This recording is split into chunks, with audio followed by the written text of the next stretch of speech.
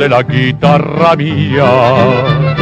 Al despertar la mañana, quiere cantar su alegría a mi tierra mexicana.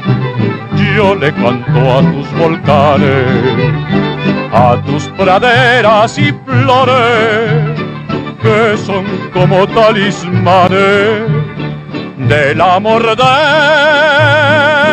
mis amores. México lindo y querido, si muero lejos de ti, que digan que estoy dormido y que me traigan a ti. Que digan que estoy dormido y que me traigan a ti. México lindo y querido, si muero lejos de ti.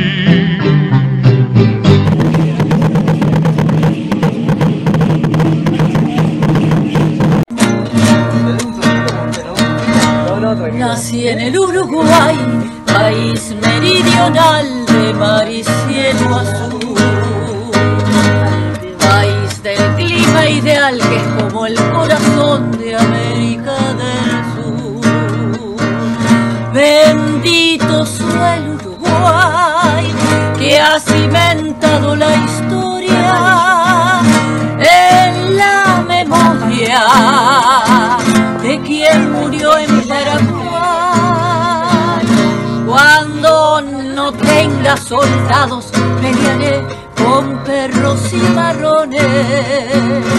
En la patria de los míos no venderé por la necesidad.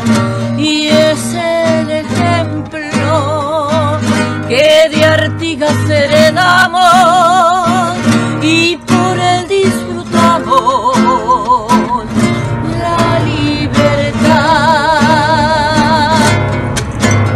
¡Vamos arriba! ¡Vamos arriba! Hola, hola, ¿qué tal? ¿Cómo estás? Bienvenido a Directo a tu CPU por Telestar, Televisión Supercable, Canal 3 y también por Canal 13, la red en la ciudad de Huancayo y Virtual Televisión a nivel internacional. Bueno, tenemos hoy invitados dentro de lo que es el concurso Notas Migratorias César Vallejo. En el viejo mundo tenemos a Enrique Espínola, aquí en Centroamérica, en Latinoamérica, a Iván Medina Castro desde México y en Norteamérica, en New York, a Eladia Montañez. Como podemos apreciar, pues nuestra conversación va a ser un poco universal. Y qué mejor que hablar de las notas migratorias que por ahí nos han escrito nuestros participantes a propósito pues de este concurso que lo que busca es precisamente ubicarnos en esa contemplación de la vida más allá de lo normal, que significa que de repente nazcas, crezcas y te reproduzcas en tu hábitat normal, ¿no? O sea, sin salir de tu mundo. Pero no es así. Los tiempos actuales nos dicen que ha cambiado la circunstancia existencial y esto no nos impide de que podamos de pronto seguir al lado de nuestros padres, de nuestros hermanos, de nuestros amigos, de nuestras vivencias normales, comunes y corrientes. Ahora no, ahora se extiende esto a niveles poco esperados de pronto. Antes era muy esporáneo, muy particular este tipo de casos. Ahora no, es el común denominador de los últimos tiempos. Y como van los escenarios, nos dicen que estamos ingresando a un nuevo mundo, ¿no? Donde hay que comprender más el tema migratorio. De allí que este concurso pues tenga bastante participación, incluso hasta de Oceanía, ¿no? Participan gente de Australia, porque por allí también hay migrantes, incluso no necesariamente hispanos, anglos, asiáticos, africanos, o sea, la migración es universal. Pero vamos a escuchar un poco el saludo de Enrique Espínola para que nos comente un poco de dónde viene su vena migratoria. Bienvenido, Enrique, desde España. Bueno, un saludo para todos. tanto en América como en Estados Unidos, y yo les digo que soy nieto de inmigrantes españoles de Canarias. Como ustedes saben, Uruguay, donde yo nací, es un país hecho a propósito. No es un país liberado, es un país hecho a propósito. Salió de un acuerdo del Lord Ponsonby, el lord inglés famoso, que quería poner un pequeño terreno, un pequeño territorio, un pequeño país entre medio de Argentina y Brasil, o sea, entre España y Portugal. Entonces se delimitó este país que luego llamamos nosotros liberado. A este país, desgraciadamente, el ejército eliminó todos los indígenas, los juntó todos a los indígenas que había quedado en Uruguay, los llevó a un río limítrofe con Argentina y los fusiló a todos. Desgraciadamente eliminamos la raza charrúa, que era la raza indígena nuestra, también había guaraníes, y nos quedamos con terreno vacío que fue llenado o ocupado con familias canarias. Así de esos canarios que trajeron, canarios pobres, con muchos hijos, surgió el Uruguay. Hoy somos todos descendientes de españoles o de italianos. Luego vinieron otras colonias, alemanes, árabes, judíos, en fin, pero básicamente somos así, trasplante de gente de otro mundo a este. Es una inmigración rara en América. Por eso, la mayoría de los uruguayos no están mezclados con nuestras razas autóctonas, porque no tenemos raza autóctona. La eliminaron, lamentablemente. Yo, como soy nieto de inmigrantes, también tuve que emigrar. Somos 6 hermanos, de los cuales 4 tuvimos que emigrar. Yo he emigrado varias veces. Una para aprender.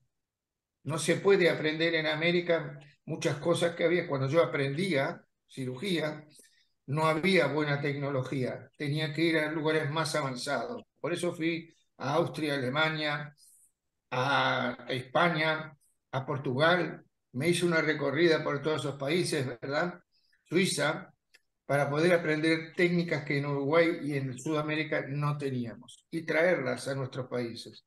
Después de estar unos años allí, Argentina, Brasil, Chile, todo lo que hacemos todos los latinos que viajamos por nuestros vecinos. Y por último recalé en España nuevamente, ya como cirujano y como docente. Y aquí comprendí lo que es la verdadera inmigración. La inmigración del siglo XX y del XXI no tiene nada que ver con la inmigración que tuvimos nuestros abuelos. Porque cuando nosotros los latinos vinimos, los latinos o en mi caso descendientes españoles, lo mismo, fuimos totalmente considerados personas de segunda categoría. Aquí todo se nos hizo difícil, desde revalidar los títulos que quedaban en un cajón abajo de todo, hasta que todas nuestras creaciones no eran gran cosa en comparación con europeos. Así tuvieron que sufrir mucho, mucho, porque no se les revalidaran los conocimientos y los títulos la mayoría de los inmigrantes que tuvimos en España. Yo he trabajado en todas las regiones de España, en la sanidad pública, y he atendido gente de todo tipo.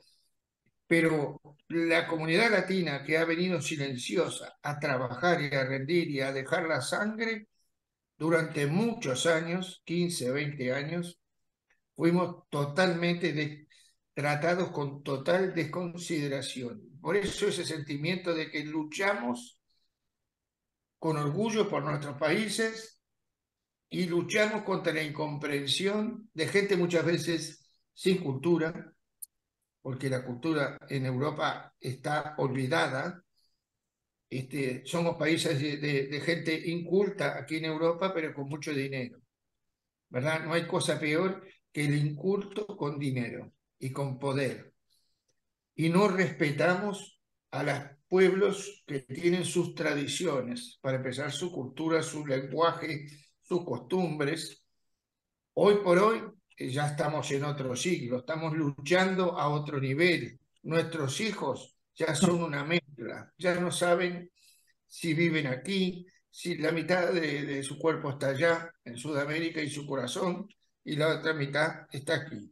Nosotros, los que ya tenemos cierta edad, tenemos el corazón allá, pero los hijos nuestros son los hijos de este nuevo mundo y se han tenido que adaptar.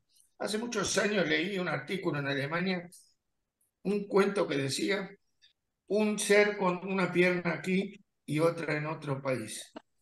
El ser somos nosotros, aquellos que vinimos a emigrar a hacer nuestro futuro, a dar, a mostrar lo que es el trabajo, el amor por el trabajo. Porque hay una cosa que tenemos los latinos, que trabajamos en silencio, pero trabajamos. Somos fieles a los que nos dan la oportunidad de trabajar. Ustedes verán que no sé si mira la estadística de delitos en Europa y en España no la encabezan los emigrantes.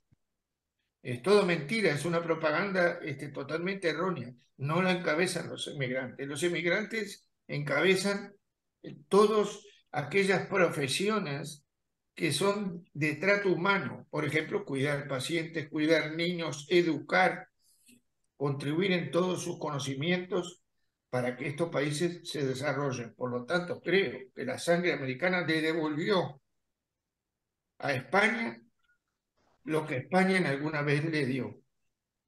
Ujú. Bien, bien, Enrique. Vamos a escuchar a Iván Medina Castro desde México, que nos comente un poco esa vena migratoria, cómo es que está instalada en su disco duro existencial. Bienvenido, Iván. Buenos días desde México. Aquí son las 10:30 desde la Ciudad de México. Pues yo creo que mucha de nosotros tenemos algo que nos liga a la migración, ¿no? Ya sea por el simple hecho de incluso de conocer el mundo y instalarnos en un espacio, ir a trabajar por cuestiones de incluso desplazamiento, ya cuestiones más forzadas, más de refugio o exiliados. Eh, y en mi caso, pues he vivido algunos años en Estados Unidos, en Canadá, en Francia, y es por eso que me hace ser un migrante. Y ahora compartiendo lo que expuso el doctor Enrique, pues efectivamente son teorías, ¿no? De la antropología de estos países creados. No sé, ahorita no tengo ya los términos, pero otro de los que fundamenta esta teoría de estos países como originarios en el caso del Perú y de México, ¿no? Que ya había toda una estructura social eh, con una cosmogonía y que los hacía propios y no así como lo acaba de decir el doctor uruguayo y otros más. Ahora, el caso de Argentina es algo similar, pero tenía otra concepción teórico que ahorita no me acuerdo de estas tres divisiones que hace, pero efectivamente estoy de acuerdo con el doctor Enrique.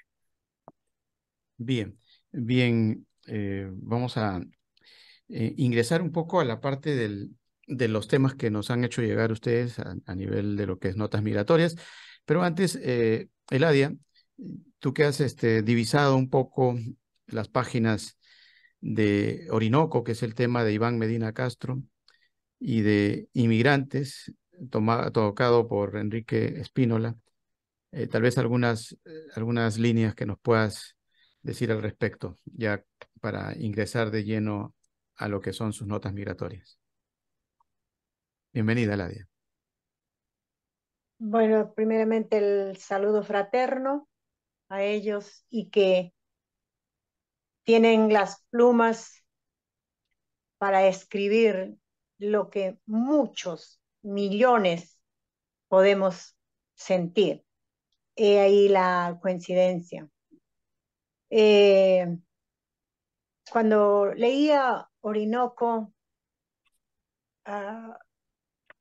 hablaba sobre las tumbas ya preparadas de una familia Y también se podría hablar del duelo.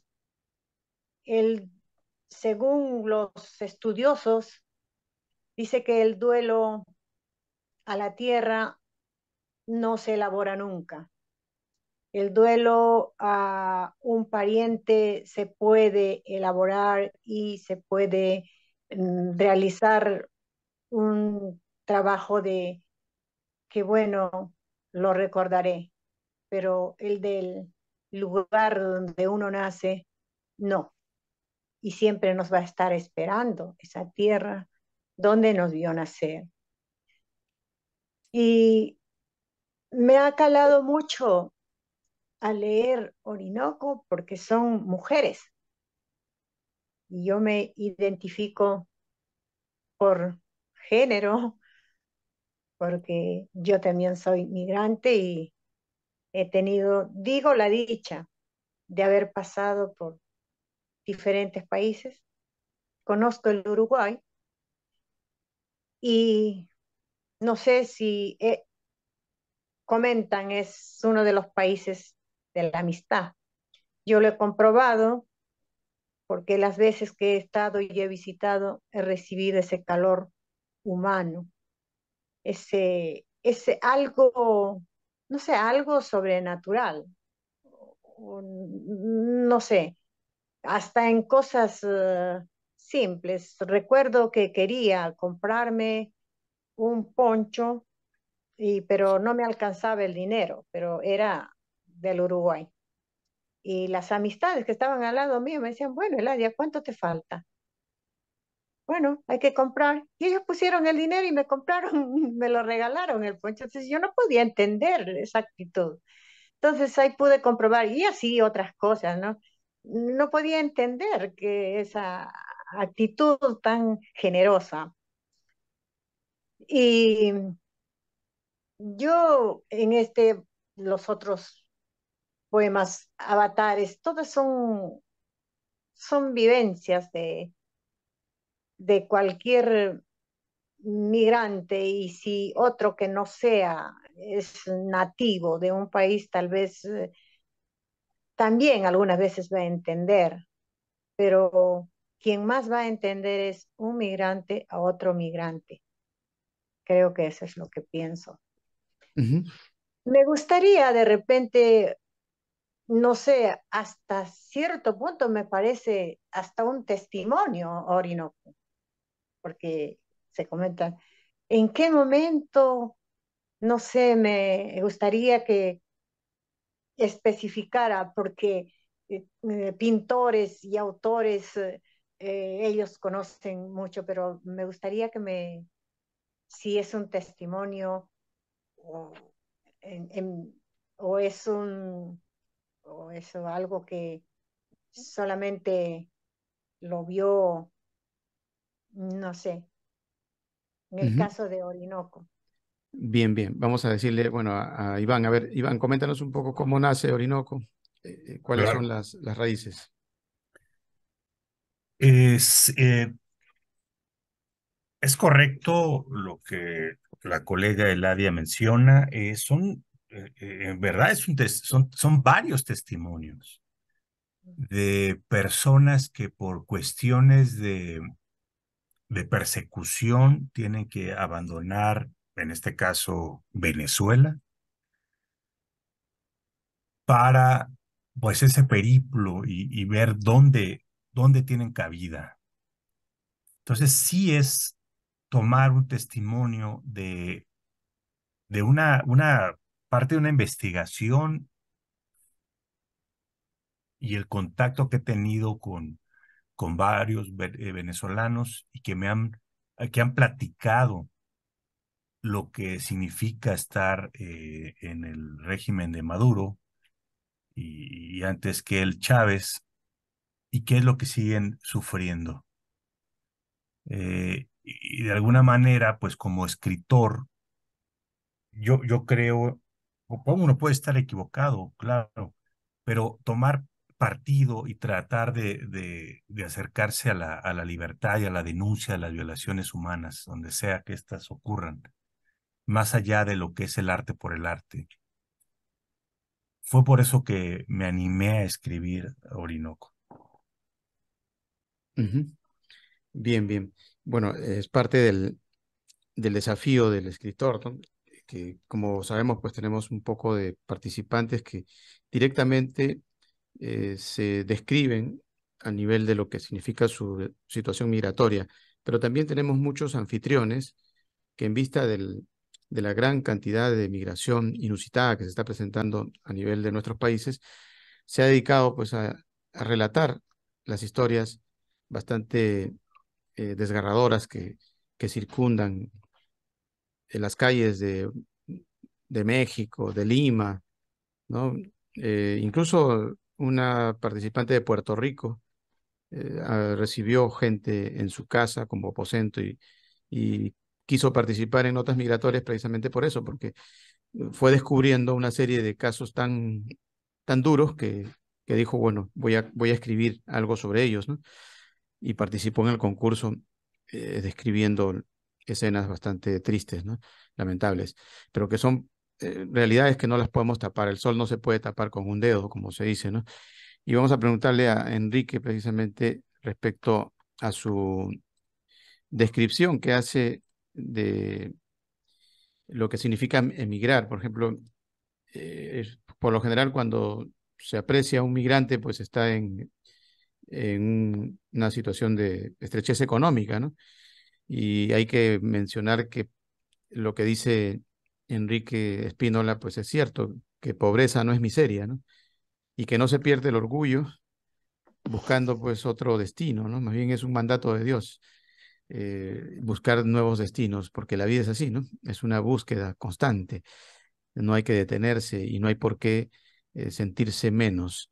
Explícanos un poco el contexto básico de lo que se tiene que entender respecto a esta circunstancia que últimamente, repito, es un común denominador que debemos de acostumbrarnos a entenderlo como debe ser y no a discriminar, ¿no?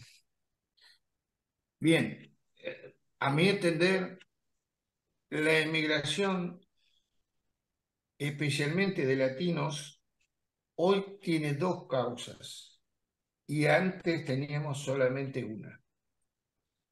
Antes, hace más de 20 años, nuestra única causa de emigrar era un bienestar para la familia, una oportunidad de vivir y de trabajar que no se daba en nuestros países. No nos íbamos llorando a nuestro país porque no nos daba la oportunidad, sino que sabíamos que tarde o temprano íbamos a volver. No se cortaban tanto los vínculos. Hoy por hoy, la realidad es que tenemos una segunda forma de emigrar, que es causada por los propios gobiernos que nos obligan a nuestros coterráneos a emigrar y a emigrar en forma totalmente desordenada, a no saber a dónde ir, a ir cruzando países a ver dónde podemos recalar, que nos den la oportunidad de trabajar o de conseguir un documento para poder luego hacer un tránsito hacia otro mundo. Un mundo ideal, por supuesto, porque todos los inmigrantes tenemos en la mente un mundo ideal que muchas veces, en la mayoría de los casos, no se cumple. Porque lo que nadie nos dice cuando nos vamos de nuestros países es que lo que ganamos en cierta forma lo perdemos en otra. Y que cuando pasan los años es más lo que perdimos que lo que ganamos. Por lo tanto, nos vamos por nuestros hijos, no por nosotros. Y por lo tanto nos vamos en esos dos, digamos, grandes caminos, ¿verdad? La emigración por índice, por deseo de superación o la inmigración por unos gobiernos corruptos que terminan expulsando a la gente honrada y trabajadora.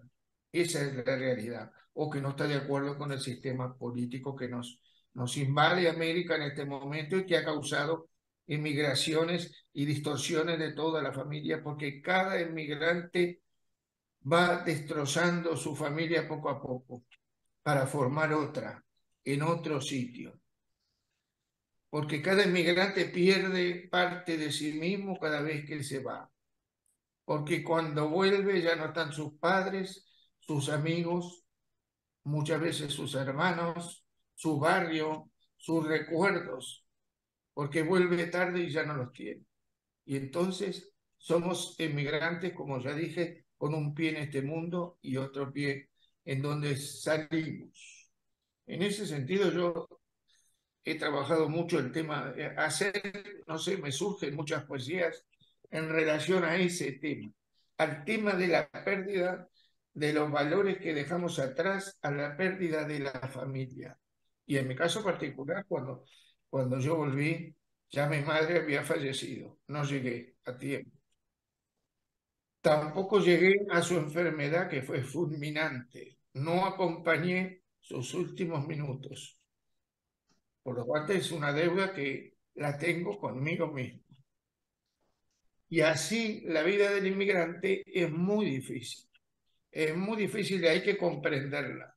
Hay que reunirse, por supuesto, no nosotros que simplemente hablamos de sentimientos, sino la gente que interpreta los sentimientos del pueblo, que supuestamente llamamos gobernantes, para darle una salida lógica a toda esta situación, una oportunidad que la gente pueda trabajar y pueda volver a su tierra y en lo posible trabaje en su tierra. La migración se ha convertido en el cáncer de todos nosotros, en la maldición de los jóvenes, en que perdemos los jóvenes y no sabemos si los vamos a volver a ver. Y para mí, la emigración que antes era económica, para mejorar nuestro estatus social o particular, en el caso mío, para aprender un poco más, para volver con más conocimiento, y en el caso de otros sería otra causa, pero básicamente era eso, estar viviendo mejor, hoy se ha convertido en emigrar para poder vivir. No nos dejan vivir.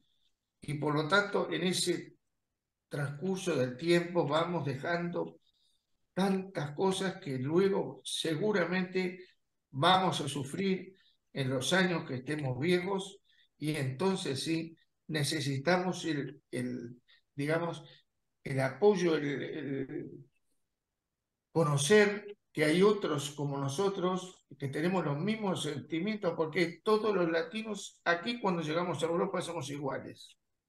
Aquí no existen ecuatoriano, colombiano, venezolano, argentino, brasilero, chileno. Nosotros los uruguayos peleamos con los argentinos hasta en el fútbol.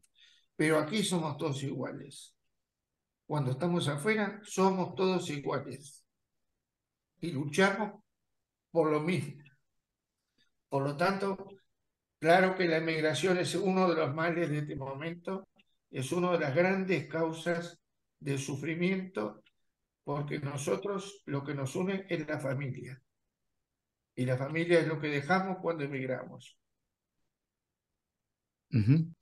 Bien, bien, Enrique. Es parte del lamento del migrante a través de la poesía de Enrique, pues un poco como que nos identificamos con esa contemplación de la vida, que es bastante complicada de entenderla para aquel que no ha salido de pronto de su reducto, ¿no?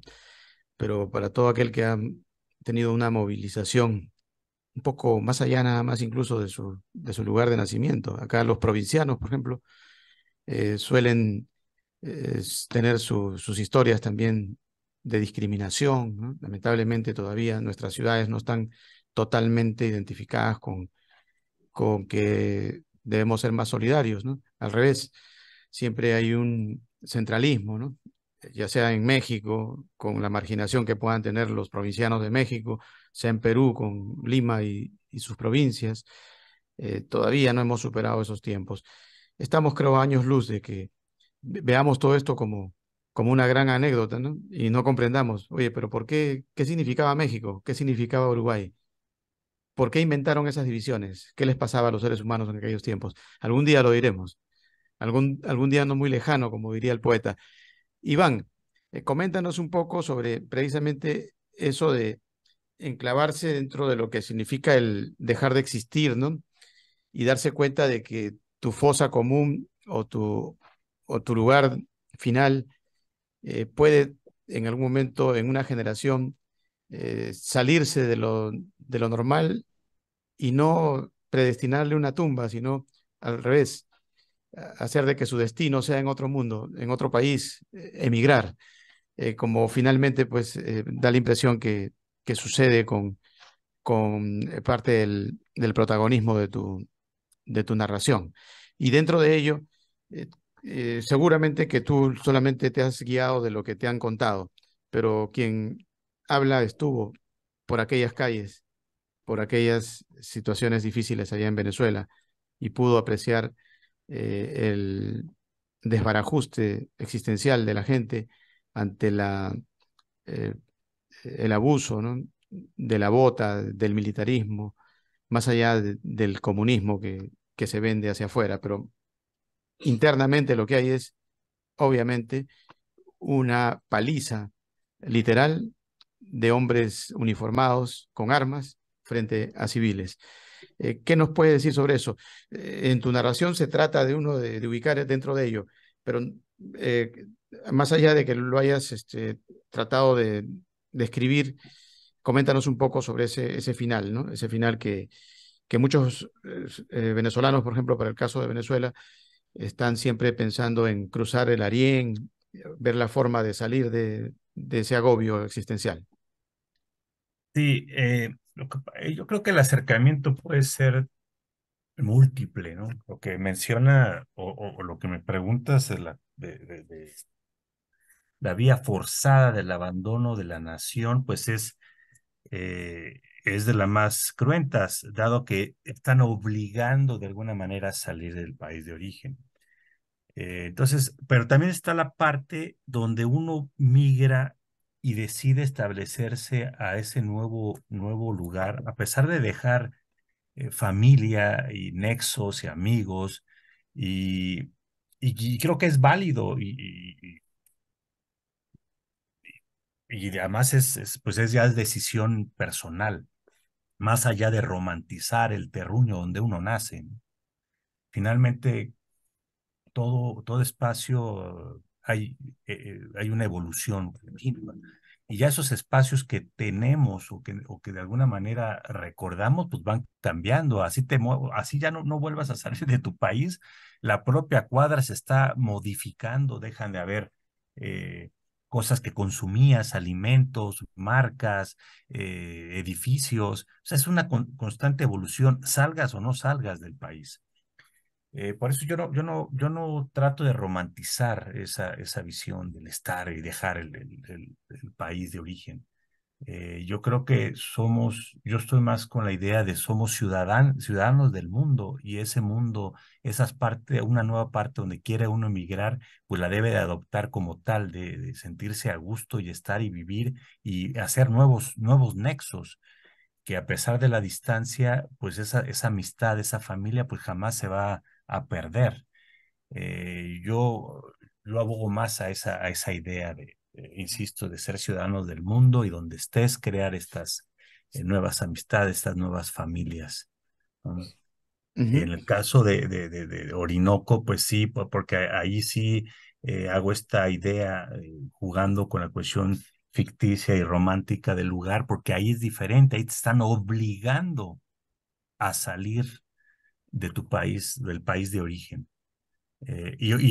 Finalmente la migración, discrepo un poco con el doctor Enrique porque la migración ha sido desde el tiempos inmemoriales, vamos, podemos citar cuestiones de la Biblia, ¿no? Cuando el patriarca Abraham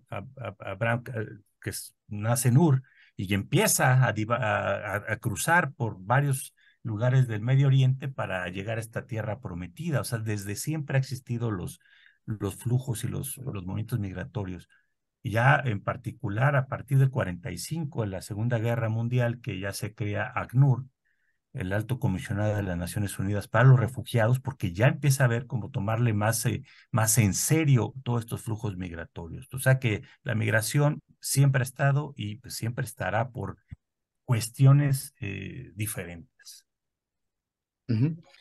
En el caso de México, por ejemplo, eh, eh, normalmente se pensaba de que el muro, aquel que todavía persiste entre Norteamérica, Estados Unidos y México, pues eh, marcaría de repente una especie de cambio en el maltrato que se dio en la última investidura de Donald Trump y que el acercamiento del mandatario actual eh, era poco previsible, pero sin embargo, no solamente se acercó a él, sino al actual gobierno norteamericano y con un saludo a la bandera bolivariana, revolucionaria, identificada con regímenes como el de Maduro.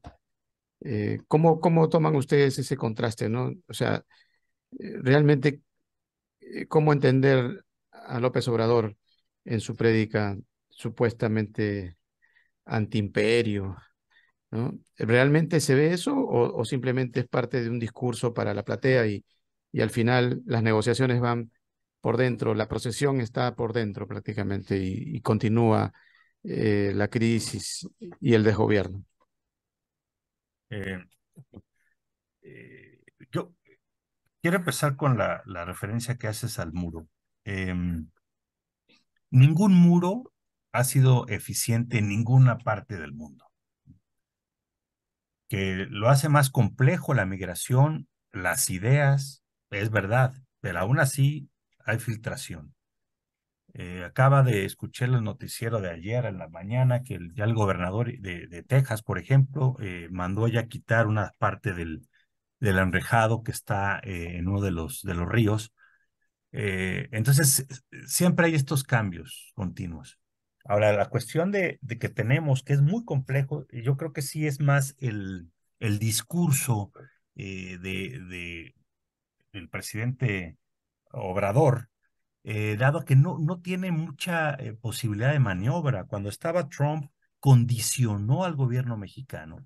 Primero hay que tener en cuenta que México es frontera con el país más poderoso del mundo, económico, militar, cultural. Entonces no es tan fácil estar lidiando con ese Goliat. Eh, entonces, aquí prácticamente a nosotros, digo nosotros por ser parte de la sociedad mexicana, eh, impuso, porque iba a subir, él, si no hacía caso AMLO, iba a haber consecuencias económicas. La mayor parte de nuestro comercio es con los Estados Unidos. Entonces, si ellos empezaban a manipular la cuestión económica, pues íbamos a tener nosotros muchas consecuencias. Y una de algo que se acordó, que es de Voz Populi, es que México iba a hacer la función de tercer país seguro, aunque de seguro no tiene nada, pues están los altos índices de criminalidad, el crimen organizado, las mafias, el narcotráfico, tremendo. Pero lo que pasó es que la frontera México empezó a fungir como esbirro de los Estados Unidos. En el discurso, sí, vengan, fronteras abiertas, pero en los hechos, pues no es así. Obviamente, México es un país de paso y personas de toda Latinoamérica y de otros países, pues tienen que forzosamente cruzar, bueno, si es que obviamente no tienen visa, ¿no? Tienen que cruzar por suelo mexicano. Entonces, la autoridad empezó a hacer como redadas, la policía migratoria, para regresar a toda esta gente, ¿no? Y luego, pues todos están concentrados, los que lograban pasar se concentraban en la frontera norte del país, pero ahí, pues, otra vez, son víctimas de la criminalidad, de desapariciones forzadas, en fin, es algo terrible que está funcionando.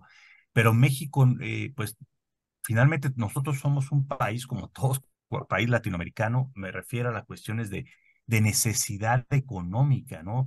En vías de desarrollo, y que no puede hacerle frente a la magnitud de desplazados que tenemos en México. Entonces sí, yo creo que es más parte de ese discurso de la platea que como bien mencionaste. Bien, bien. Bueno, esta temática migratoria, pues nos permite ingresar a tocar algunos temas que no necesariamente tienen que ver con algo estrictamente relacionado con esta convocatoria de notas migratorias, pero sí eh, no podemos desligarla también de las razones por las cuales salen despavoridos por los ciudadanos con dirección a otros lugares, ¿no? No es el caso del Uruguay, pero sí eh, también han habido momentos en los cuales se ve que esta oleada pues es permanente, ¿no? Y más bien lo que nos comentan últimamente es que los uruguayos, por ejemplo, van a hacer compras a la Argentina en las últimas horas, los últimos días, cruzan Mar del Plata y bueno, hacen sus compras porque su moneda se multiplica, ¿no? O sea, para que ustedes vean que sí tiene que ver, ¿no? Tiene que ver la parte de los gobiernos o los desgobiernos para animarse a hacer este tipo de viajes, no de paseo o de placer, sino de aprovecharse de las circunstancias, ¿no? Y comprar 3, 4, 5 veces lo que puedes comprar en tu país solamente un producto, ¿no? Eso es lo que está pasando últimamente entre Argentina y Uruguay, por ejemplo.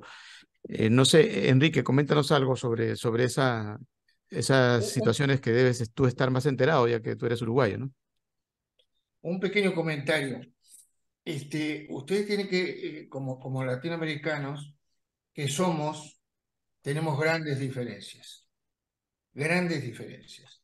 La primera gran diferencia que tiene Uruguay con el resto de América es que Uruguay, que fue pionera en los derechos sociales, por ejemplo, el divorcio, por ejemplo, separar la Iglesia Católica del Estado ya hace más de 100 años, por ejemplo, las 8 horas de trabajo obligatorias y nada más, por ejemplo, el divorcio por sola voluntad de la mujer ya lleva más de 80 años, por ejemplo, el matrimonio igualitario, por ejemplo, bueno, puedo mostrarles muchos ejemplos de un país avanzadísimo en de derechos sociales, pero tiene una característica que lo distingue del resto de los países de América, que es que tiene un gobierno que aunque cambie sea de derecha o de izquierda, porque nosotros tuvimos hasta hace pocos años un gobierno de izquierda Tupamaro. Los Tupamaros fueron los guerrilleros que ocasionaron la dictadura en Uruguay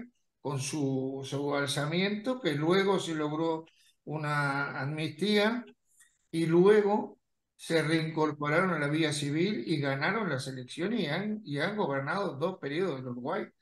Y sin embargo, nosotros cambiamos como uruguayos de gobiernos, digamos, liberales, neoliberales, que lo que importa es la empresa privada y la inversión privada, a gobiernos socializantes, pero sin pasar por los grandes cambios que hacen. Por ejemplo, está pasando en Venezuela, pasó en Cuba y pasa una parte en otro, y va a pasar en otros países como está pasando en Argentina. Uruguay se mantiene, aunque el gobierno sea de izquierda o de derecha, con sus derechos fundamentales siempre igual, con su comercio abierto al extranjero, con sus puertas abiertas a quien quiera venir a trabajar, con su uniformidad en el servicio exterior. Quiere decir que no va cambiando de acuerdo a cada uno de los gobernantes, sino que los gobernantes que entran, sea de derecha e izquierda, mantienen una estructura básica que hace que permanezca estable y por eso se considera el país jurídicamente más seguro y estable de América. Eso ha permitido que el poder adquisitivo de Uruguay sea 9 veces mayor que el de Argentina, pero no es culpa de los uruguayos ni mérito de los uruguayos. Es que los gobiernos socialistas que tenemos lamentablemente en Argentina, que son una farsa, por ejemplo en Argentina, han devaluado tanto la moneda, han hecho tal despilfarro de dinero. Fíjense que cada senador tiene 80 personas a su cargo, a su dispendio, hay que mantenerle 80 personas. Esto es inconcebible en el resto de América y en Europa ni hablemos, ni hablemos. Son nuestros propios países los que nos hunden en América. A veces creyendo falacias socialistas o derechistas. Pero hay países como el Uruguay, que es como una isla dentro de América, y que al que lo quiera conocer puede ir y ver lo que yo le digo. Yo vivo en España, pero reconozco los méritos que hay allá, de que no ha variado nunca. Yo no sé si ustedes saben que cuando yo estudiaba medicina, por ejemplo, nosotros teníamos un piso del hospital donde estudiábamos, hospital universitario, donde había habitaciones para médicos extranjeros que quisieran venir, extranjeros de América, que quisieran venir a estudiar con nosotros. Yo tuve compañeros brasileños, paraguayos, chilenos que estudiaron carreras como neurocirujanos. El primer neurocirujano que hubo en Paraguay estudió con nosotros. Y empezó la carrera y la terminó gratis, porque en Uruguay la enseñanza es totalmente gratuita desde el primer año de escuela hasta el último de la universidad. ¿No existe la discriminación entre hombres y mujeres como existe en el resto del mundo? Yo tengo hermanas profesionales, madre profesional, padre profesional, y nunca hubo ninguna clase de discriminación. Yo tampoco discrimino con las mujeres. La mitad de mis compañeras son mujeres. Así que hay cosas que en América que hay que resaltar y algunas hay que copiar, de otras hay que aprender para no cometer errores. No podemos creer que este tipo de gobiernos que están arruinando los países son los que están arruinando también a América. América la van a destruir si todos nosotros no nos damos cuenta del daño que están causando. Y el daño, como ustedes lo dicen, lo manifiestan los inmigrantes que son expulsados de sus países, porque realmente en Venezuela los expulsan, los hacen emigrantes forzados. Esa migración yo no la conocía, no la conocía la de Cuba, pero no conocía esta. Yo tengo compañeros cubanos aquí en España, médicos. Yo no sé si ustedes están enterados que a los médicos cubanos que se fueron y no volvieron, cuando se les dijo, no les permiten ver a su familia por 9 años, ni pueden entrar a visitar su familia por 9 años, ni a sus hijos, ni a sus padres, ni a ninguno de su familia. Castigan de esa forma a los profesionales que quisieron quedarse a vivir o trabajar en otro país. Estamos en una América totalmente distorsionada y por eso cada movimiento de migración es independiente, porque las causas son distintas. Hoy, gracias a Dios, Uruguay es un país de recepción de migración de nuevo. Hoy recibimos, no sé, ustedes saben cuántos cubanos y venezolanos tenemos en un país chiquitito que tiene 3 millones y poco más de habitantes. Tenemos 45.000 entre cubanos y venezolanos en 3 años. Y todos están viviendo felices allí. Todos están contentos y trabajando. Gracias a Dios que tenemos trabajo para todos. Por lo tanto, cada proceso migratorio tiene sus características muy especiales, pero todos terminan haciendo sufrir a su propia población, expulsándola. Que si tienen suerte y van a otro país donde hay libertad y los derechos son igualitarios, por ejemplo, la educación universitaria gratuita, que no la tiene ningún país de Europa. Aquí en Europa solamente estudia el que tiene dinero. El que no tiene dinero no llega a profesional nunca. Nunca. Porque las becas no se dan por conocimiento ni por buena nota. No se dan. Hay que pagar. Cada examen que se paga, que se da, hay que pagarlo. Por ejemplo, medicina tiene 28 exámenes en su carrera, más la inscripción. Cada uno de ellos hay que pagarlo al contado. Por eso, hay que aplaudir a los países latinoamericanos, que yo no conozco a todos los países que tienen sus beneficios, pero conozco Uruguay, que han dado una oportunidad. Y a los latinos que han ido a mi país a estudiar, todos pueden decirlo, están trabajando en sus países o en Europa y se les educó gratuitamente como tiene que ser en toda América. Ayudar de su propio país es lo importante. Bien, bien. Gracias, Enrique. Bueno, parte de la temática que tiene que ver con nuestras nuestros contrapunteos, ¿no? Entre países hermanos. Ya las migraciones no solamente son al primer mundo o hacia el primer mundo, sino también entre países vecinos, ¿no? Hace muchos años, pues Venezuela era receptor de migrantes de España, de muchos países, ¿no? De México incluso. Y México también en algún momento ha sido gran receptor de exiliados políticos, ¿no? Víctor Raúl Ayala Torre estuvo allá en México, ¿no? Rómulo Betancourt estuvo en México también, y así. O sea, siempre han habido este tipo de situaciones. Claro, ahora, repito, estamos simplemente ante algo ya más crónico y más agobiante. Eladia, ¿qué nos puedes comentar tú que viviste en Buenos Aires y que ahora ves que los uruguayos, por ejemplo, cruzan para hacer sus compras a Buenos Aires, ¿no? Y llevarse el triple de productos que pueden comprar allá en Uruguay, porque su moneda, la moneda argentina, pues está totalmente devaluada, ¿no? No vale nada prácticamente el peso argentino. ¿Qué nos puedes decir sobre eso? Yo creo que yo recuerdo conversando con algunas personas, ah, estudiosos. Esa es la gran problemática de los países de Latinoamérica. Algunas veces están bien económicamente y otras veces están mal, sube y baja, tienen su...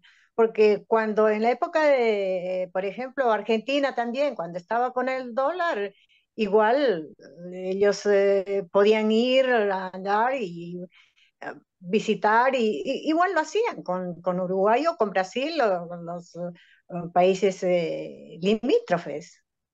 Y quizá yo podría coincidir ahí porque yo escribo otras cosas, pero no soy especialista, por ejemplo, en los sonetos, en esto que... Entonces, ellos, por ejemplo, no sé si saben o lo entienden de tal manera la mente humana. Yo creo que los seres humanos de todo hay en todas partes, pero hay ciertas características que nos lleva. Y ahí coincido con, con el compañero de España. Lo que conté, yo no podía creer qué forma de ser esa generosidad de esos amigos. O sea, yo no he conocido en otro lugar que digan, sí, bueno, te gusta y ya, y te compramos. Eso. Y es llamado el país de la amistad. Quizá porque es más pequeño, pero no dejan de ser mm, solidarios o comprensibles, que lo cual tampoco yo podría decir de Argentina. Argentina me hizo comunicadora, Argentina hasta me premió por... Entonces, digo, ¿qué es? Yo soy un ser humano como cualquier otro. Y pues Argentina también está de muchos uruguayos, incluso hasta ahora creo que sigue el presidente del ACNUR, hay un muy conocido, un actor muy conocido, muchos, ¿no? Y entonces ese está tan cerca, y yo creo que si los seres humanos, lo que sí voy a también, nosotros tenemos que tener en cuenta que nuestros jóvenes no tienen que ser expulsados, no, porque es la mayoría que ahora lo que están saliendo son jóvenes, están siendo expulsados, no están saliendo porque nadie quiere salir de su país, hay alguna razón, pero ahora están expulsando y van a seguir expulsando. Y cuando se les pregunta a los jóvenes, porque yo converso, trabajo mucho con algunos de la migración aquí en Nueva York, que la verdad han sido bien recibidos, pero como siguen viniendo, entonces es algo que ya no se puede hacer otra cosa, pero sin embargo se les pregunta, ¿por qué salen? Dicen, no, porque lo que queremos, yo ya no puedo estudiar en países, de otros países, por ejemplo, hay de todas partes, ¿no? Dicen, no, yo ya no puedo estudiar. ¿Y qué voy a hacer? No, no. Otros dicen, no, no, no hay trabajo. No, el caso de Venezuela es muy triste. Ellos lo dicen ya directamente, yo no tengo ni para comer, no tengo nada, entonces, ¿qué me queda? No me importa lo que me puedan dar. Yo lo que quiero es comer, quiero vivir. Entonces, ese es el peligro, esa es la catástrofe. Y no dejan de ser solidarios, no dejan de ser solidarios. Acá yo estoy viendo mexicanos, salvadoreños, cuando pueden, están hospedando los migrantes. Entonces, ese sentimiento, que ya es un sentimiento, dice, no, yo protejo al otro. Ya no es cuestión de que, yo tengo plata. O sea, sin duda que hay migrantes que tienen mucho dinero, pero tampoco y son pocos, pero ya son indiferentes. Entonces, es el ser humano que dentro, llamémoslo dentro del ADN, no tiene la generosidad, no tiene la solidaridad, no se siente identificado con el otro, y menos va a tener la práctica de la otra edad. Entonces creo que es el ser humano y más bien un poco tendríamos que preocuparnos por ver estas emociones, ¿no? Que la salud mental, eh, de, de que haya siempre sensibilidad, porque hay muchos casos. Yo escribí sobre un tema en un libro, está en La fuerza del emprendimiento femenino, lo que pasó, a mí lo que me pasó no a mí personalmente, sino a las hermanas de República Dominicana en Argentina. Era una cosa que no podíamos soportar, pero sin embargo, formamos un equipo, por supuesto, solos no se puede hacer. Entonces necesitamos un abogado, necesitamos profesionales, necesitamos sociólogos, un equipo, y lo único que nos quedaba a nosotros era sensibilizar con los medios de comunicación el por qué estaban pasando las hermanas dominicanas ahí, lo que estaba pasando con ellas. Y bueno, se sensibilizó, pasado el tiempo, las cosas fueron cambiando. Hoy en día, y yo a veces me dicen, no, Eladia, estoy contando algo que hice. Y cuando yo vine a Estados Unidos, cosas que es increíble, las que se solidaron conmigo, no en cuestiones económicas, sino en cosas simples de la vida, a mi lado estaban como protegiéndome hermanas dominicanas. Después de que pasó el COVID, yo decía, en la escuela, fue en la escuela, ¿no? Es una historia. Y yo decía, pero ¿a qué se debe que justo ellas, ellas están al lado mío en todo?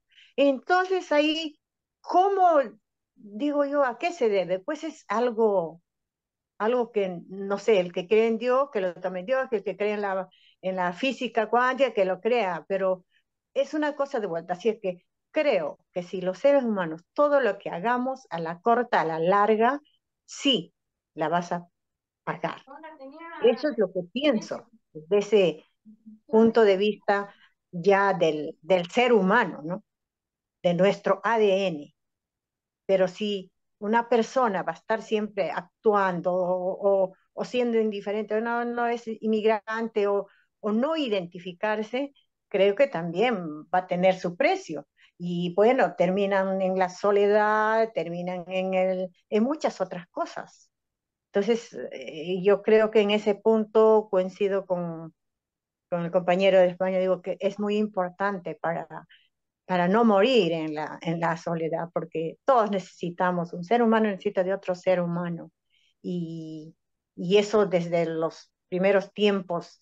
Entonces, primero será en la migración, trabajar quizá, ¿no? Dejar ese legado porque los migrantes, sí o sí, querramos o no, nos adaptamos al lugar que estamos, pero ya integrarnos es mucho más difícil. Pero mientras uno se va adaptando y el ser humano podemos. Entonces creo que ante eso pienso que este legado, una poesía algunas veces puede parecer romántica, pero que también es parte de nosotros. Y esto nos sirve, porque si yo leo un testimonio como el que en el caso de las tumbas, me va a sensibilizar y voy a decir, oh, sí, a mí no me gustaría que me pasara.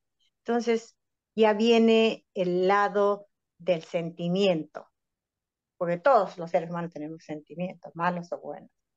Creo que eso sería de repente la reflexión y por supuesto admirando a los que escriben, como a los que, si esto sería una canción, no sé, lo interpretaría un gran intérprete, estaríamos como cuando apenas se canta O Sole Mío, o qué será, o muchas canciones, o cuando salí de mi casa, canciones hechas a la migración, estamos con los llantos, y eso es un sentimiento, porque para llorar no, dice, llora y te voy a pagar, o si no lloras, no, es sentimiento. Y creo que desde ese punto de vista yo voy a coincidir y la verdad que si yo fuera del jurado diría pues son ganadores de la mejor poesía y de la mejor redacción de lo que hicieron nuestros escritores. Ujú. Nada. Bien, gracias, Eladia. Bueno, Eladia ya es parte del jurado, ¿no? Dentro de la de edición 2023. Lo que pasa que, claro, recién estamos en los prolegómenos, ¿no?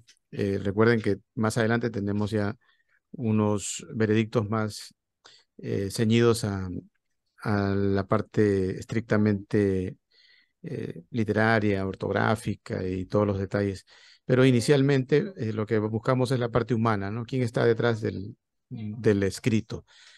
Que los concursos no sean tan fríos, ¿no? Porque ya últimamente han aparecido maneras, formas de incluso escribir sin escribir, ¿no? O sea, agarras y te metes a un programa, el programa le dices, mira, quiero que me hagas un poema sobre tal cosa y el programa te lo hace. Y vaya a ser de que alguien está haciendo eso, ¿no? Y nos está mandando algunas cosas relacionadas con la robótica o la cibernética y pues Inteligencia artificial. la inteligencia artificial. Y precisamente por eso es que vamos a abordar a Iván, vamos a abordar a Enrique para saber cómo fue que lo hicieron, porque por ahí vamos a descubrir tal vez que el hombre agarró su inteligencia artificial y se valió de eso para participar. Puede pasar, ya está pasando, ¿no? Ya hemos descubierto algunos que tú les dices algunas cosas y no están bien ubicados en lo que han narrado. Entonces, simplemente pues ha sido un copy-page, como se dice, ¿no? Lamentablemente. Eh, la tecnología te da cosas buenas, pero también está produciéndote carreras más cortas, ¿no? Por ejemplo, el doctor Enrique Espínola, me imagino que estudió no solo 5 años, sino hasta más para graduarse de médico. En Venezuela hay gente que se gradúa hasta con 3 años, ¿no? De médico, imagínense. Y esto simplemente, ¿por qué? Porque la revolución lo necesita, ¿no? Y hay que agenciarse a los dictámenes del hombre que está ahí en la cima del poder. Así son las cosas. Entonces, por eso que debemos de un poquito ser más minuciosos en este tipo de concursos y también salirse de lo común, porque normalmente los concursos son fríos, ¿no? Y simplemente mandaste tu escrito y se acabó. Y después escuchas el veredicto y nada más. Eso es todo. Y creemos que eso no está bien, que la parte humana debe ser escuchada. Y precisamente en la parte humana, dentro de la descripción que hace ya para terminar, ¿no? Con Iván, Iván nos plantea toda una narración un tanto entre poética y dramática, y es verdad que a veces cuando tú, por ejemplo, aprecias a alguien que te dice que sí, él está bien en un lugar donde las cosas no están bien, que todo el mundo se queja de que hay problemas económicos, sociales y políticos, y te dice, no, pero yo tengo. Ahora, aquel que dice yo tengo, yo sí estoy bien, la pregunta sería, ¿no? Y creo que un poco la narrativa de Iván nos conduce a eso, es cómo estar bien en un lugar donde todos están mal, ¿no? O sea, cómo disfrutar, por ejemplo, de un almuerzo, de un postre, si sabes que saliendo de tu cuadra, en la esquina, hay alguien que ni siquiera ha comido, ¿no? Y tú indiferentemente vas a decir, oye, no, pero yo no tengo problemas. Yo veo que sí, que el país está bien, ¿no? O sea, ¿cómo poder ser feliz en medio de la infelicidad de tus hermanos que te rodean ahí, ¿no? O sea, y quizás por eso muchos deciden al final emigrar, ¿no? Porque a pesar de sus comodidades, eh, no basta, ¿no? Porque no puedo ser indiferente, ¿no? Y mejor me voy de aquí a no ver este cuadro tan dramático porque no puedo encontrarle solución tampoco porque tiene que ver con las armas y soy un civil y no tengo herramientas para contrarrestar eso, mejor agarro mis libros, mis cuadernos o mis lápices y me voy a buscarme la vida en otro mundo, ¿no? No importa que dejo esta comodidad si es que la tuve en algún momento. Coméntanos algo sobre eso, Iván. Y también hay algunas descripciones que haces ahí, por ejemplo, de las mujeres, ¿no?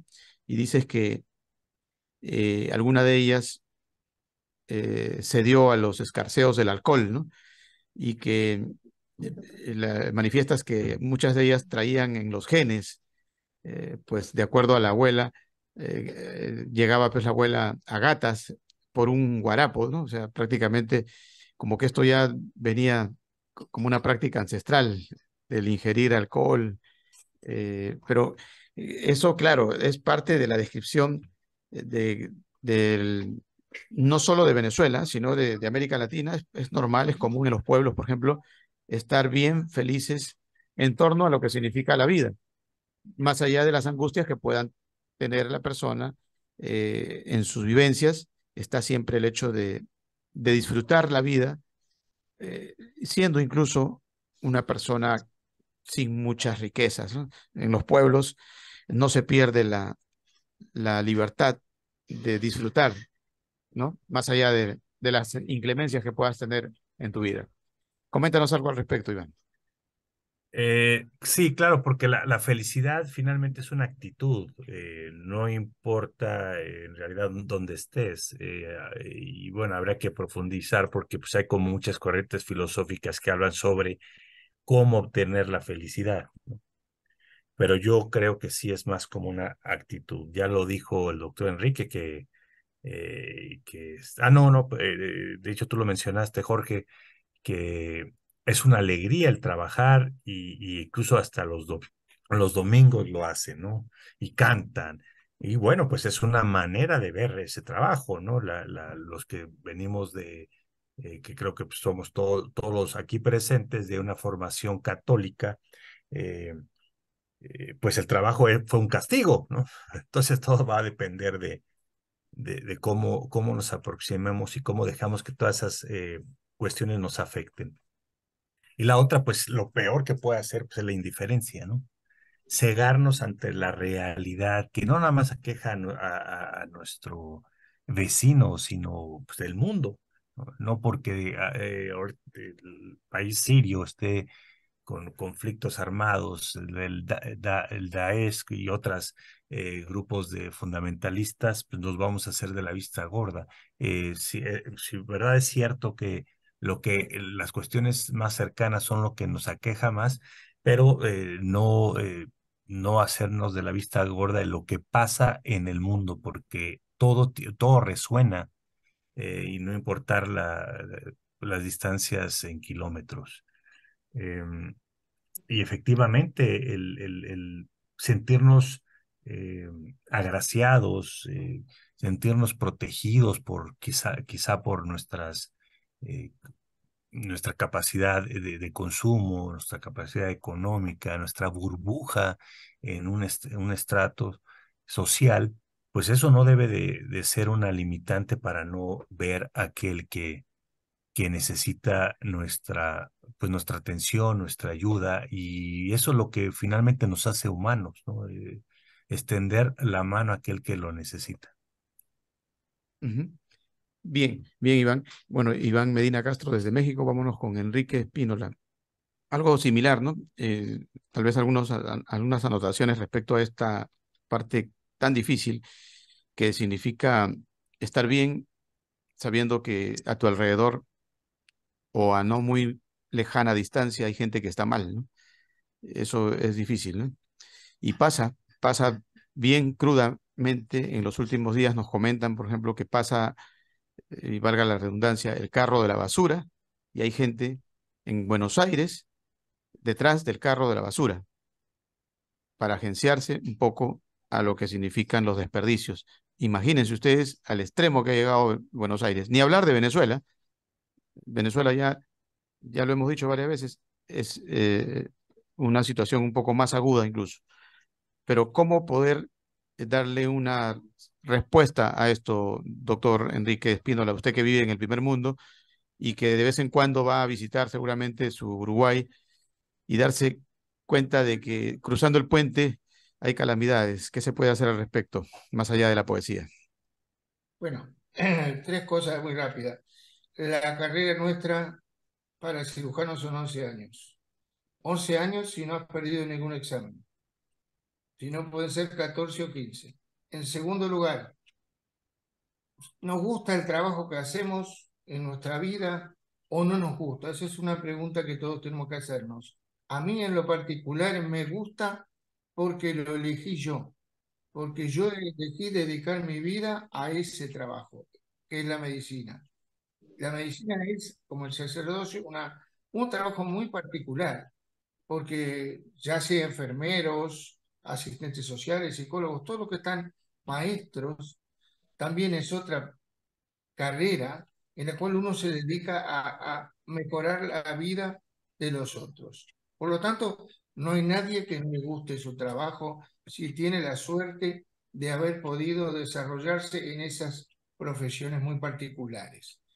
Y yo tengo esa suerte. He tenido la suerte también de trabajar en países pobres, porque estuve en Argentina, en Brasil y en Uruguay mismo, trabajando durante varios años gratis en hospitales.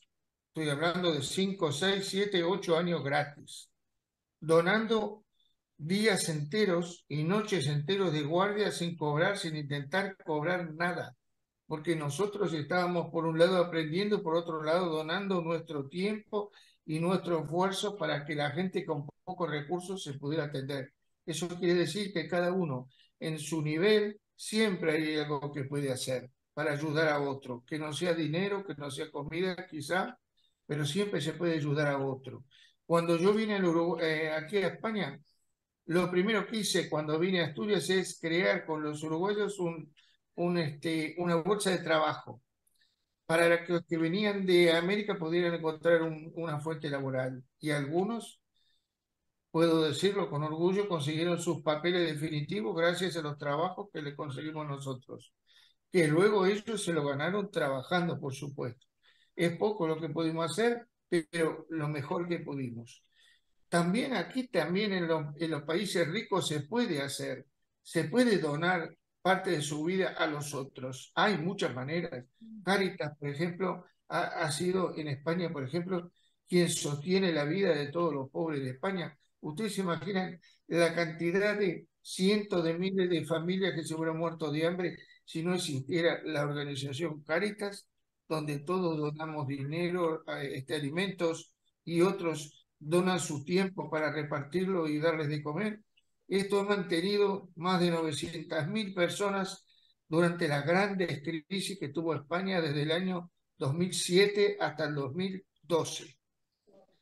Es una cosa que hay que vivirlo para verlo, pero gracias a eso, esa gente pudo superar esas situaciones.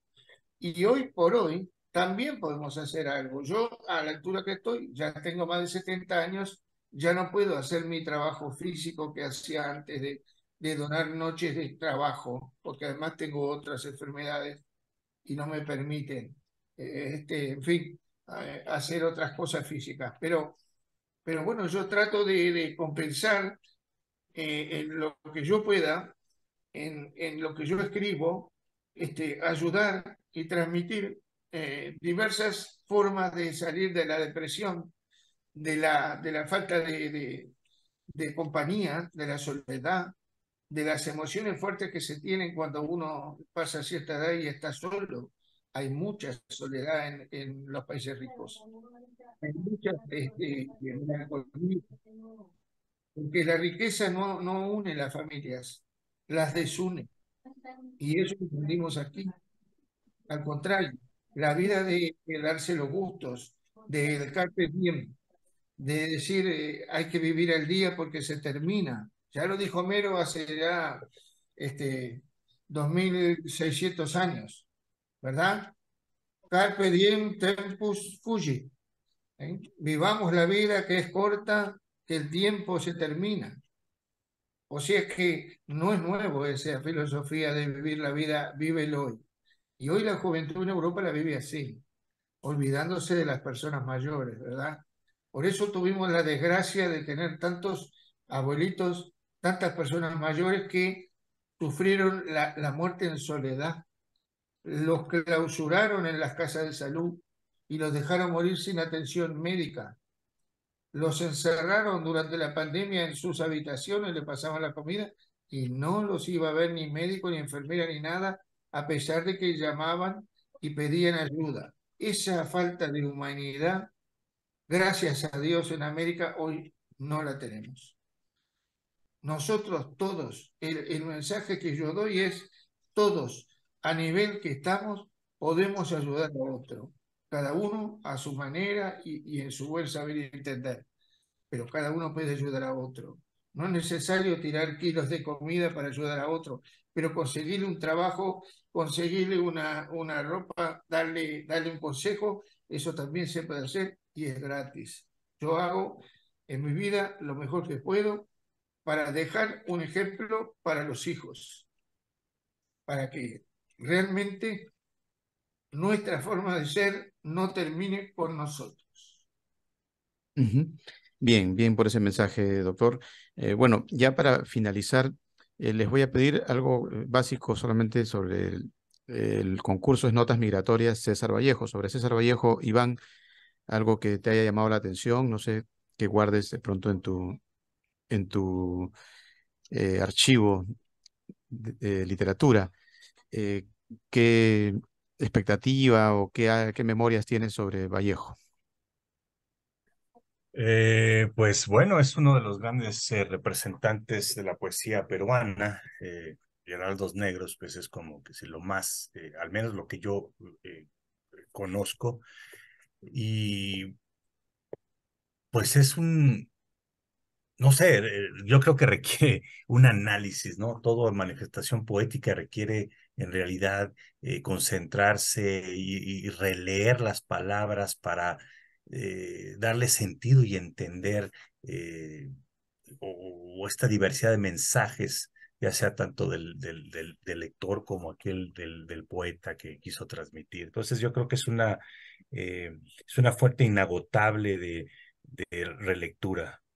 Me quedo con eso. Habría que tengo que profundizar en su manifestación poética, pero no solamente de él, sino de grandes poetas, tanto españoles, mexicanos y de otras latitudes.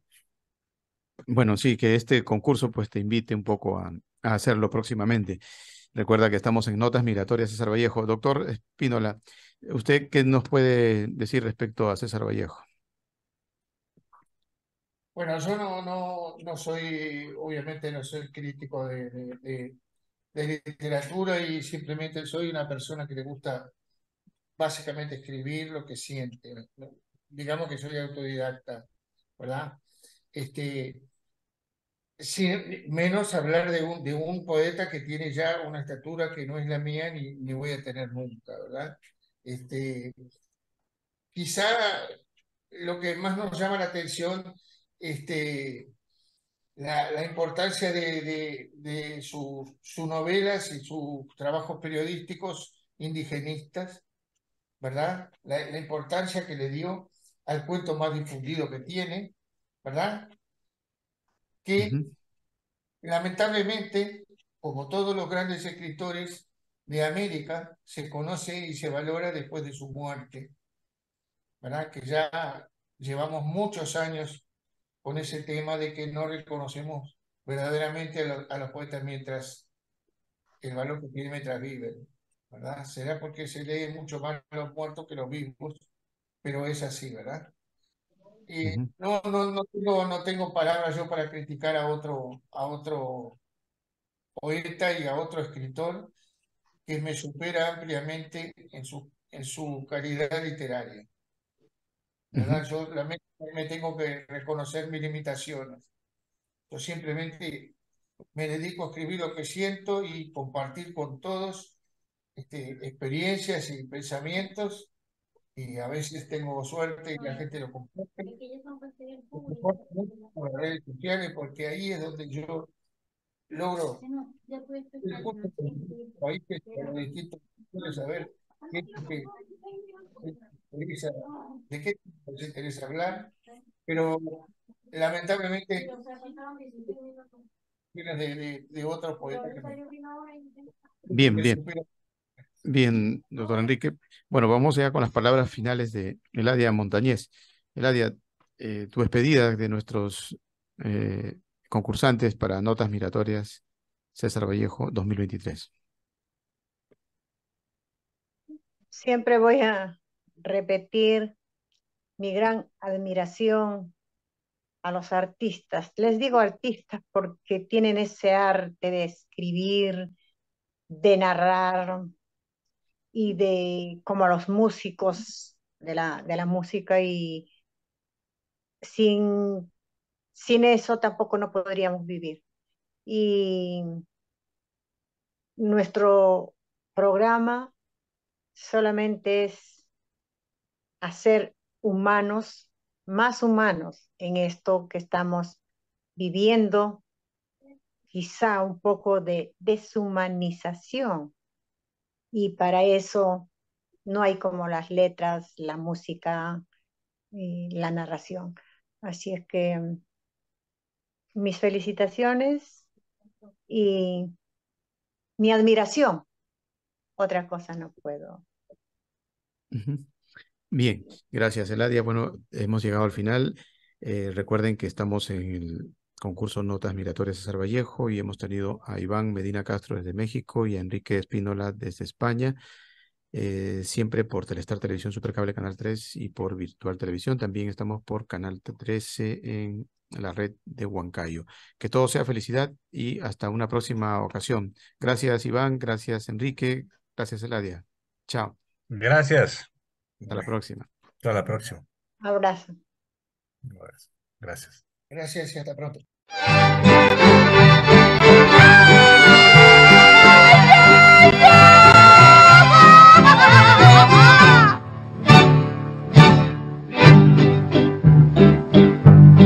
Voz de la guitarra mía, al despertar la mañana, quiere cantar su alegría a mi tierra mexicana. Yo le canto a tus volcanes, a tus praderas y flores, que son como talismanes del amor de mis amores. México lindo y querido, si muero lejos de ti, que digan que estoy dormido y que me traigan a ti, que digan que estoy dormido y que me traigan a ti. México lindo y querido, si muero lejos de ti.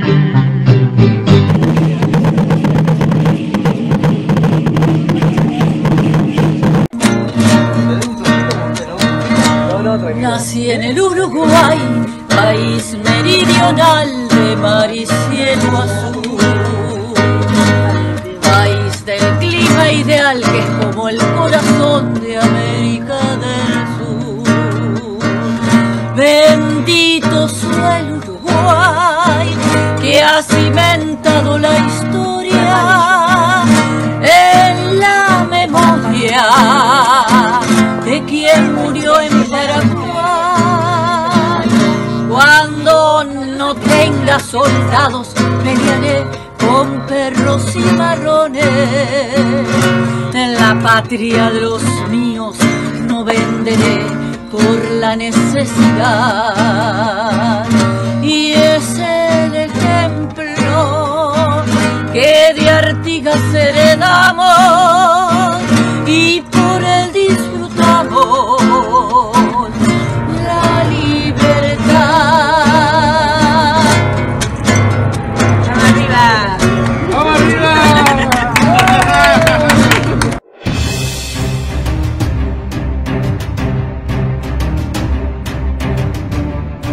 Porque ahora ya no existen fronteras y gracias a la tecnología podemos estar más cerca. Y para ello tenemos una nueva alternativa televisiva, Directo a tu CPU, con el periodista Jorge Carrión. Un programa especial con invitados internacionales desde todos los rincones del mundo. Ahora en las pantallas de Telestar Televisión, Canal 3 Lima, Supercable. No se lo pierda.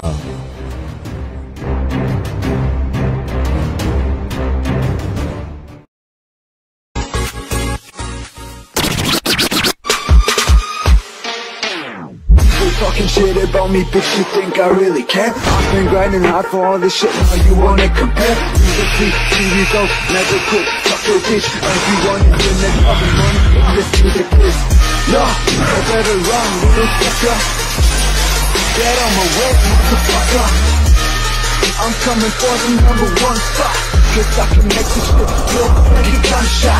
Gunshot, gunshot, gunshot, gunshot, gunshot, gunshot, gunshot.